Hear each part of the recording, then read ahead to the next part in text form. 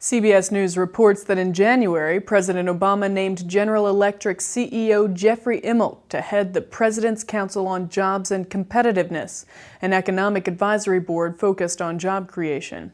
And so now, to help fulfill this new mission, I'm assembling a new group of business leaders and outside advisors.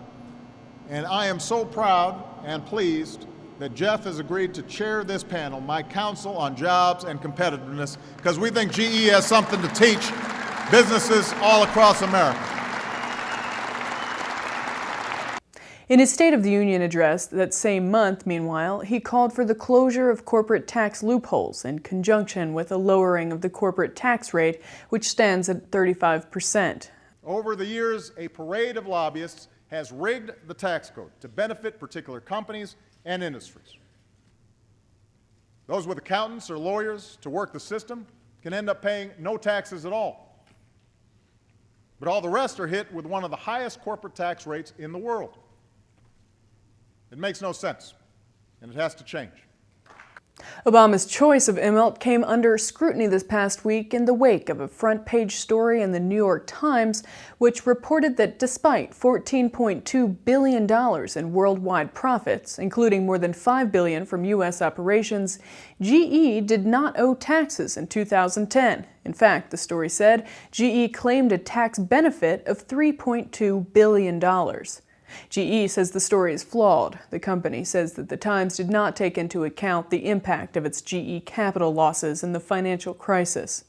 At his press briefing this past week, White House Press Secretary Jay Carney was asked to square Obama's call for corporate tax reform with his embrace of Immelt. Asked if the story bothered the president, Carney responded that, quote, "He is bothered by what I think you're getting at, which is that Americans, I'm sure, who read that story or heard about it are wondering, you know how this could be."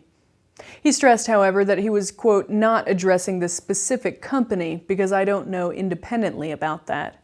According to the Times, quote, GE's giant tax department, led by a bow-tied former Treasury official named John Samuels, is often referred to as the world's best tax law firm.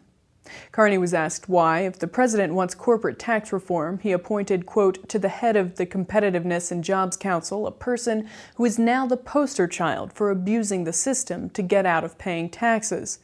Carney replied that Obama wanted diversity of opinions in his council. He said, quote, "In the end, the decisions that are made about which policy to pursue on corporate tax reform will be the president's decision and his policy." Carney said later that President Obama continues to have faith in Immelt to run the council.